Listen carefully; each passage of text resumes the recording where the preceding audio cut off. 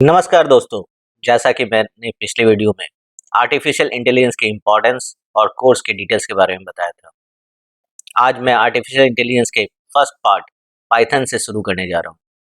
Python एक बहुत लोकप्रिय और पावरफुल प्रोग्रामिंग लैंग्वेज है जो अपनी सिंप्लिसिटी और इजी टू यूज़ के लिए जानी जाती है। यह लैंग्वेज न केवल बिगिनर्स के लिए बेहतरीन है बल्कि एक्सपर्ट्स के लिए भी बहुत उपयोगी है। पाइथन का उपयोग हम लोग web development, data analytics, machine learning, scientific computing में बड़े लेवल पे किया जाता है। इस कोर्स में हम पाइथन के बेसिक कॉन्सेप्ट से शुरू करेंगे और धीरे धीरे एडवांस टॉपिक की ओर बढ़ेंगे। हम सीखेंगे कि कैसे पाइथन में कोड लिखते हैं, डेटा को प्रोसेस करते हैं और विभिन्न प्रकार के एल्गोरिदम को इम्प्लीमेंट करते हैं। इसके साथ ही हम डिफरेंट प्रोजेक्ट्स जैसे वॉलमार्ट, नेटफ्लिक्स और एक्सरसाइज के माध्यम से पाइथन के प्रैक्टिकल एप्लीकेशंस को भी समझेंगे। तो चलिए हम इस रोमांचक सफर की शुरुआत करते हैं और पाइथन की दुनिया में कदम रखते हैं। अगर आप एआई और मशीन लर्निंग में महारत हासिल करना चाहते हैं तो पाइथन का अपना पहला और सबसे महत्वपूर्ण कदम होगा। अब पाइथन को शुरू करने के लिए सबसे पहले हम एनाकोंडा को डाउनलोड और इंस्टॉल करेंगे। एनाकोंडा एक फ्री और ओपन सोर्स प्लेटफॉर्म है जो पाइथन और आर प्रोग्रामिंग लैंग्वेज के लिए डिस्ट्रीब्यूशन प्रदान करता है। यह डेटा साइंस और मशीन लर्निंग के लिए आवश्यक पैकेज और टूल्स को बहुत ही सिंप्लिसिटी से मैनेज और इंस्टॉल करने की फैसिलिटी देता है। तो ज़्यादा समय ना बर्बाद करते हुए हम डायरेक्ट आपको अपनी स्क्रीन शेयर पे चलते हैं। एनाकोंडा डाउनलोड करने के लिए हम इस वेबसाइट पे जाएंगे anaconda.org और यहाँ पे आपको ऑप्शन मिल जाएगा डाउनलोड एनाकोंडा का। तो जैसे ही हम इस पे क्लिक करेंगे आपके पास ऑप्शन आ जाएगा डाउनलोड करने का। आप चाहे तो साइन इन कर सकते हैं या बिना साइन इन किए भी आप इसे डाउनलोड कर सकते हैं। डाउनलोड करने के लिए आपको साइन इन मैंडेटरी नहीं है, बट आप इसके और फीचर्स को जानना चाहते हैं एनाकोंडा को तो आप इसको साइन इन करके आगे बढ़ सकते हैं। तो एनाकोंडा जैसे ही डाउनलोड होगा मैं इस पर आप क्लिक करते ही डाउनलोड में ये चला जाएगा। क्योंकि मैंने पहले से ही डाउनलोड कर रखा है तो ये मैं समय नहीं बर्बाद करते हुए आपको दिखा दूँ कि एनाकोंडा.exe विंडोज़ मशीन है मेरे पास, तो मेरे पास विंडोज़ के लिए मैंने ऑलरेडी डाउनलोड कर चुका हूँ। तो ये मेरे डाउनलोड फ़ोल्डर्स में ऑलरेडी अवेलेबल है। तो मैं इस पे डबल क्लिक करूँगा। डबल क्लिक करते ही एक विंडोज़ मेरे पास ओपन होगा, जिससे ये इंस्टॉल करने के लिए अपने फाइल्स को लोड करेगा। और ये सिंपल इंस्टॉलेशन है, इसमें बहुत ज़्यादा कुछ आपको दिमाग लगाने की ज़रूरत नहीं है। जस्ट क्लिक ऑन नेक्स्ट, यहाँ पे license agreement and this is the location जहाँ आप इंस्टॉल करना चाहते हो। You can change the path also. यहाँ पे आपको ये पाथ दिखा देगा कितनी रिक्वायरमेंट है और कितने आपके पास स्पेस अवेलेबल। तो यहाँ पे 5 GB इसकी रिक्वायर्ड है और मेरे पास स्पेस अभी 21 GB के आसपास अवेलेबल है। सो कोई इशू नहीं है, मैं इसको स्टार्ट कर सकता हूँ, डाउनलोड कर सकता हूँ, सो इंस्टॉल कर सकता हूँ। तो click on next. Make sure this option should be highlighted.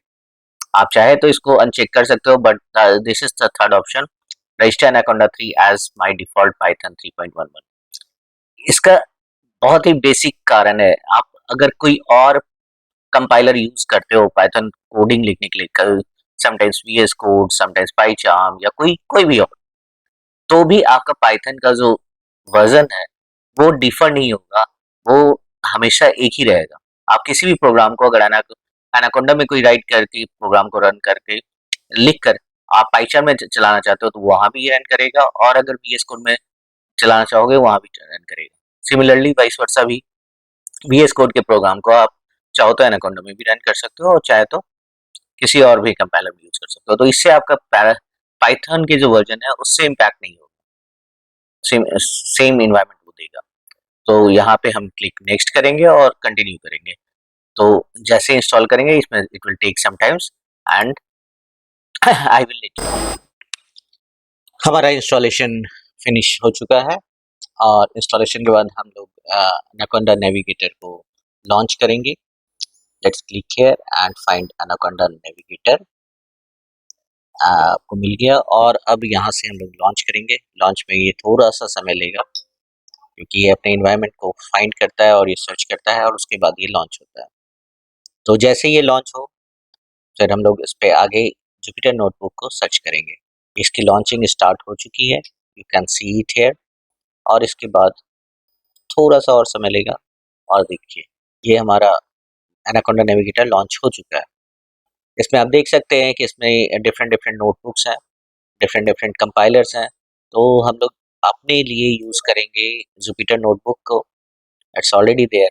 So Jupyter notebook available हमारे पास अलग अलग हैं, वीएस कोड है, स्पाइडर है, पाईचार्म है। बट हम लोग अपने लिए जो सबसे बेस्ट है अभी के लिए वो हम लोग जुपिटर नोटबुक यूज़ करेंगे। So let's click on the Jupyter notebook and proceed. तो जुपिटर नोटबुक जैसे ही क्लिक करेंगे तो एक नया ब्राउज़र खुलेगा और ये this is the first screen of your Jupyter notebook. This is nothing जो आपके डेस्कटॉप में या आपके रूट ड्राइव पे जो भी फ़ोल्डर्स या फाइल्स पड़े हुए हैं, माई कंप्यूटर्स में ये उसी की डिटेल्स है, ये वहीं पे बाय डिफ़ॉल्ट जाकर सेव होता है। तो ये बहुत ही आसान है, बहुत ही ईज़ी टू यूज़ है। हम लोग न्यू पे क्लिक करेंगे एक नए टेक्स्ट बुक के लिए और सेलेक्ट करेंगे नोटबुक को और गो टू 10। यहाँ पे कर्नल सेलेक्ट करेंगे, यहाँ पे डिफरेंट डिफरेंट कर्नल है बट हम लोग पाइथन 3 कर्नल सेलेक्ट करेंगे। अभी के लिए मैं ऑलवेज स्टार्ट प्रीफर्ड कर्नल पे क्लिक कर देता हूँ। It's okay. और ये जो बटन दिख रहा है आपको सेल्स, यही सेल्स है जहाँ पे हम लोग कोड लिखेंगे। वैसे तो ये बाय डिफ़ॉल्ट हमारे पास सेव हो जाता है जुपिटर के सभी फाइल्स, बट अगर आप अलग से सेव करना चाहें तो आप लोग यहाँ पे डायरेक्ट डबल क्लिक करके या फिर फाइल पे जाकर सेव कर सकते हैं। मैं यहाँ पे सेव कर देता हूँ day2 underscore introduction Jupiter, so that next time जब भी मैं खोलूँ तो मुझे याद रहे कि मैंने क्या किया। इसको मैंने रीनेम कर दिया, ये अब हमारे पास सेव हो गया। और ये सेल्स है हमारे पास जिसमें हम लोग कोड करेंगे, डिफरेंट डिफरेंट सेल्स है। यहाँ पे प्लस सिंबल से हम लोग यूज़ कर सकते हैं एंड सीजर से हम लोग इसको कट कर सकते हैं। दिस इज द बटन जहाँ पे हम लोग कंपाइल कर सकते हैं, रन कर सकते हैं अपने कोड को। रन करने के लिए एक और ऑप्शन है शिफ्ट कोड। ये कोड मोड में होना चाहिए। इस कोड में आप देख सकते हैं जब आप क्लिक करेंगे कोड तो मार्कडाउन एंड रॉ ये दोनों आपको मिलेंगे। ये दोनों कुछ नहीं, सिर्फ हेडिंग्स एंड सब हेडिंग्स के लिए है। लाइक जैसे मैंने मार्कडाउन सेलेक्ट किया और टाइप किया कुछ एडिशन, तो इसने इसको हेडिंग बना दिया। जैसे जैसे ही मैं इसी तरह से रॉ पे क्लिक करूंगा तो रॉ पे ये करेगा सब हेडिंग बना देगा। तो हम लोग इसका डिफरेंट डिफरेंट यूज अलग अलग जगह पे करेंगे। एडिशन ये मार्कडाउन एंड रॉ को फिलहाल अभी हम लोग कोड पे कंसिडर करते हैं, कॉन्सेंट्रेट करते हैं और बाय डिफ़ॉल्ट हम लोग कोड पे आ चुके हैं। अब हम लोग सेल्स पे डिफरेंट डिफरेंट तरह के प्रोग्राम्स को रन करने की कोशिश करेंगे। इसमें सबसे अच्छी बात है इसमें कमेंट के लिए, जैसे हर लैंग्वेज में, हर प्रोग्रामिंग लैंग्वेज में हैशटैग से यूज़ करते हैं, यहाँ भी हम लोग हैशटैग से कमेंट कर सकते हैं। पाइथन की जुपिटर नोटबुक की सबसे बेस्ट चीज़ ये है कि जब भी हम लोग किसी न्यूमेरिक को, किसी सिंबल को, न्यूमेरिक सिंबल को यूज़ करते हैं लाइक प्लस माइनस, तो वो अपने आप वो कंसीडर कर लेता है। तो जैसे ही 57 प्लस 62 आप देख सकते हैं 119। इसी तरह से subtraction, okay now let's suppose 62 minus 57, तो आप देख सकते हैं इससे ऑटोमेटिकली कैलकुलेट करके दे दिया। कोई अलग से फंक्शन नहीं डिफाइन की किसी भी मैथमेटिकल सिंबल्स के लिए। इसी तरह से लेट्स सपोज मल्टीप्लिकेशन 62 इंटू 57, तो आप देख सकते हैं ये 3534। चलिए एक और एग्जांपल लेते हैं डिवीजन का, hashtag division and 62 divided by 57 we have the output. Now एक और एग्जांपल लेते हैं स्क्वायर का। स्क्वायर जाएंगे, स्क्वायर के लिए हम लोग 2 टाइम्स मल्टीप्लाई करते हैं, 62 इंटू इंटू 57, सॉरी 2, एंड हमारे पास स्क्वायर आ गया 62 का। इसी तरह से एक और लास्ट एग्जांपल ले लेते हैं क्यूब का, तो hashtag cube 62 star star 3। Cube के लिए हम लोग 3 टाइम्स मल्टीप्लाई करते हैं। जैसे ही शिफ्ट एंटर दबाएंगे तो हमारे पास ऑप्शन आ जाएगा, आंसर आ जाएगा। तो ये बहुत ही इंटेलिजेंट टूल है, इंटेलिजेंट सॉफ्टवेयर है जुपिटर नोटबुक। जो कि हमें बहुत ही आसानी से एक्सप्लेन कर देता है कि कैसे हम प्रोग्राम लिख सकते हैं। ग्रेजुअली आप आसानी से समझ सकते हैं कि हम लोग पाइथन लैंग्वेज बहुत ही आसान है और बहुत ही ईज़िली आप इसको यूज़ कर सकते हैं हमारे प्रोग्रामिंग लैंग्वेज में।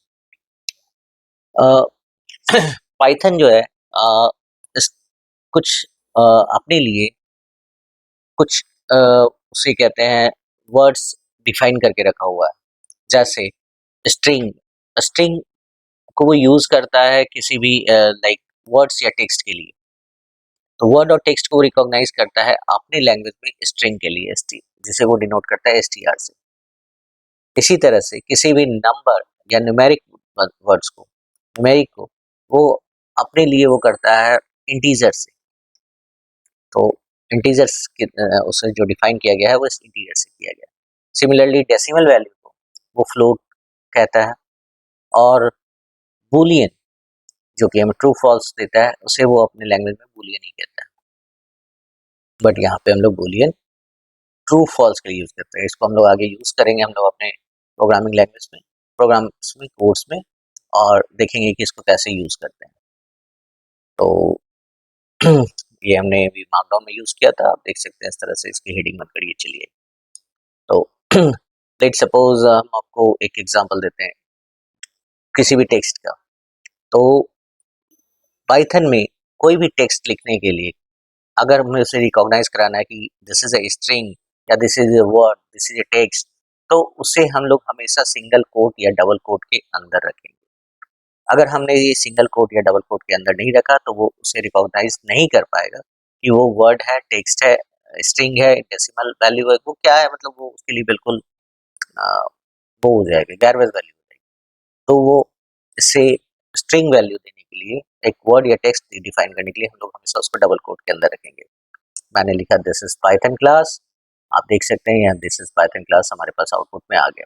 लेकिन जैसे ही हम इसका कोट हटाएंगे आप देखेंगे कि इसमें आउटपुट इसका शिफ्ट एंटर और ये एरर दे देगा।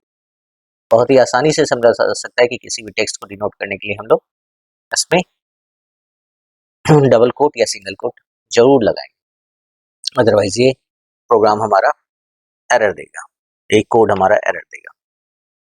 डबल कोट लगाया, नाउ इट्स ओके। पाइथन में एक और चीज़ है, अगर हमें नहीं पता है कि ये वैल्यू जो भी हम देना चाह रहे हैं वो एक्चुअली में वर्ड है या स्ट्रिंग है या इंटीजर्स है या फ्लोट है या कुछ और है, तो आइडेंटिफाई करने के लिए हमारे पास एक बहुत ही अच्छा फंक्शन है which is called as a type, TYPE। बहुत ही सिंपल फंक्शन है और टाइप को हम लोग ब्रेस से डिनोट करते हैं। Just let's see here TYPE और ब्रैकेट दिया। अब इसके अंदर टाइप के अंदर अगर हमने टाइप किया 1 2 3, लेट्स सपोज 1 2 3 और शिफ्ट एंटर दिया, तो ये आउटपुट देखेंगे, इसका आउटपुट क्या है, INT which is denotes as integers. ये हमारा इंटीजर्स वैल्यू है, that means it's a number. इसी तरह से अगर हमने टाइप को दिया और टाइप के अंदर फंक्शन के अंदर डिफाइन किया let's suppose Sinha sir, then it will give me an output as a string. इससे बहुत ही आसानी से आइडेंटिफाई हो गया कि हमारे पास जो वैल्यू है वो एक वर्ड है, एक टेक्स्ट है। चलिए एक और एग्जांपल्स के थ्रू समझते हैं। टाइप दिया 7.5, then it should be a float, very good. तो ये हमारा जो वैल्यू दिया वो फ्लोट दिया। चलिए एक और एग्जांपल लास्ट समझते हैं, बूलियन को भी। टाइप ट्रू और बट ये एरर देगा जैस, क्योंकि ट्रू जो होगा वो हमेशा कैपिटल में होगा, फॉल्स जो का एफ होगा वो हमेशा कैपिटल में होगा। तो यहाँ आप देख सकते हैं ट्रू मैंने जैसे ही कैपिटल किया तो ये बूलियन दे दिया। तो ये बहुत ही आसान लैंग्वेज है, इसको हम लोग बहुत ही अच्छे से समझेंगे। इसमें डिफरेंट टाइप्स के डेटा टाइप्स हैं, उसको भी हम लोग आगे की क्लास में कंसिडर करेंगे और अच्छे से समझेंगे कि उसको कहाँ और कैसे यूज़ किया जाता है, और भी टपल्स वगैरह को भी जानेंगे। तो आप देख सकते हैं, आप इसको प्रैक्टिस करें और जितना प्रैक्टिस करेंगे उतना ज़्यादा बेनिफिट होगा। आपको बार-बार पीछे जाने की ज़रूरत नहीं पड़ेगी, देखने की ज़रूरत नहीं पड़ेगी, समझने की ज़रूरत नहीं पड़ेगी। तो I would request you please go ahead and practice it, review it. एक बार नहीं, 2 बार, 3 बार, जितनी बार आपको चाहे इस वीडियो को देख कर के आसानी से समझ सकते हैं। और नेक्स्ट क्लास में हम लोग मिलते हैं, जिसमें हम लोग डेटा टाइप्स वगैरह के डिटेल्स के बारे में जानेंगे। डेटा टाइप्स को कंप्लीट अच्छे से पढ़ेंगे, उसमें बहुत सारी प्रैक्टिस करेंगे, एक्सरसाइज करेंगे, जिससे आपका कॉन्सेप्ट बिल्कुल क्लियर हो जाए। अगर आपने अभी तक सब्सक्राइब नहीं किया तो आई वुड रिक्वेस्ट कि प्लीज़ सब्सक्राइब कर दें, बेल आइकन को ज़रूर दबाएँ, ताकि आपको मेरा नेक्स्ट क्लास का लेक्चर ज़रूर मिले और आप मिस ना करें। तो अभी के लिए thank you, good night, bye bye.